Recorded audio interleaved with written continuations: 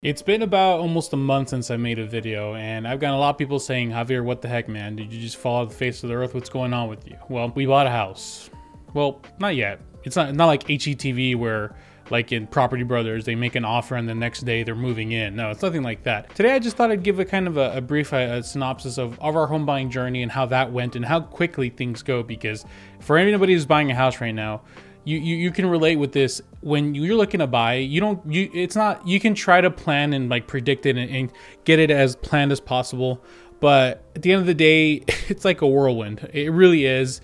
It just kind of just goes. So you have to be as prepared as possible, right? You have to be driving around with the freaking spare food and drinks and water and whatnot, and then you just never know what you're gonna caught in the hurricane. That's a terrible. That's such a bad analogy. I'm a little rusty. I don't know if you can tell. So about 3 to 4 weeks ago, my wife and I's, well, I'm gonna say dream house. I don't think there's no such thing as a dream house. If you think about it, a dream house is just someone else's dream.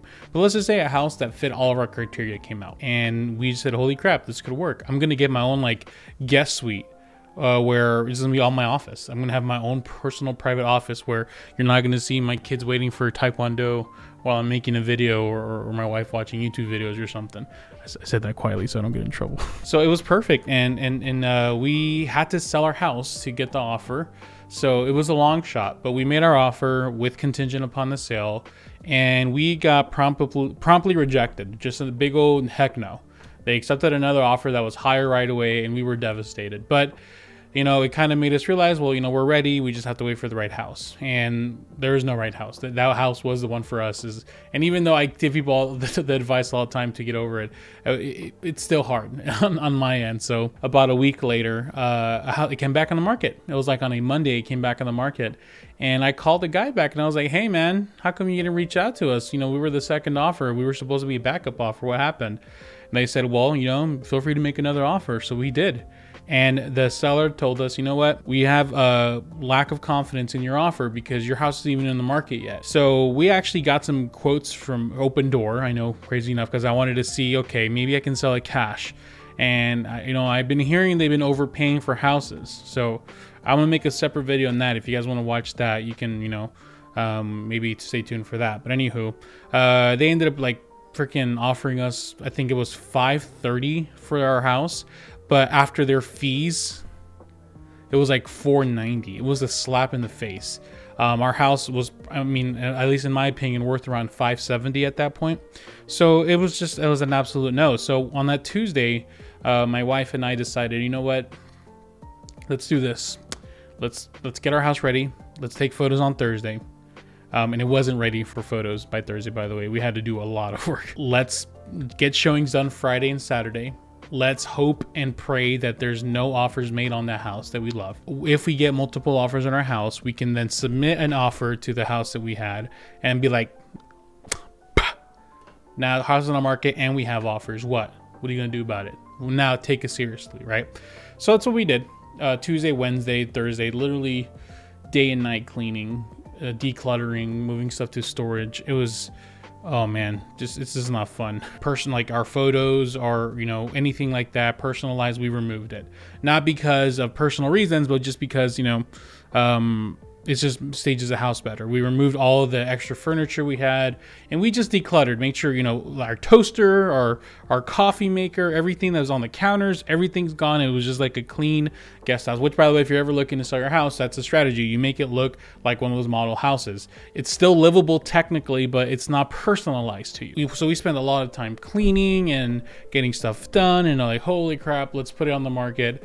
Luckily, we had a house in the same like street or two that was listed for $560 that was very similar but bigger than ours. But ours is a little nicer, so we said, you know what, let's list it for $570 and let's hope for the best.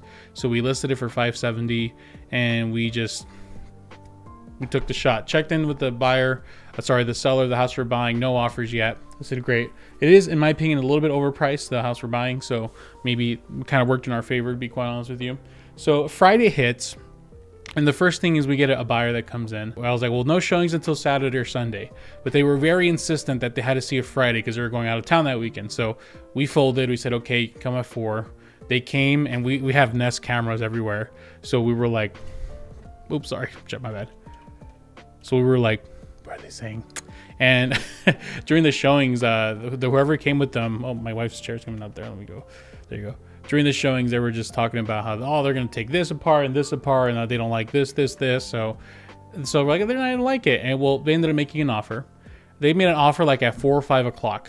And they gave us a deadline of like 8 or 9 p.m. So what they tried doing, which is a lot of people, like maybe you have this idea, is they try to force the seller to get an offer accepted sooner. It might work in a normal market. In this market where sellers have leverage, that doesn't work. So frankly, they might have been a better offer, and they would have worked with us. It probably would have worked in their favor, but because they tried to force their hand and say we need an answer tonight or we're backing out, basically is what you're saying by that. We were just like, no, we're not going to accept your offer, even if it would have been an amazing offer, which it was just list price. If you're going to do that, you got to come in strong. We're like, no, we're good. Like, no, we're not doing that.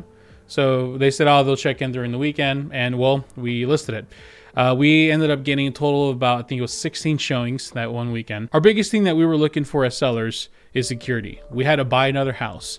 We had to make sure that the offer that we presented to the sellers of the house we were buying is solid.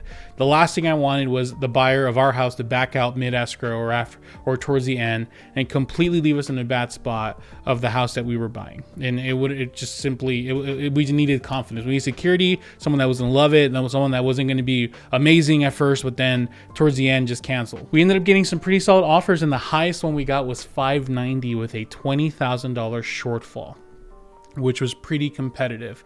But at the end of the day, there was a family that came who has been looking to buy in our specific area, and they said, hey, we have cash. And of course, everybody talks about cash buyers, but this was the first time I firsthand saw it. We vetted the buyer. They're not investors. They were simply people who had I think an inheritance of some sorts like that.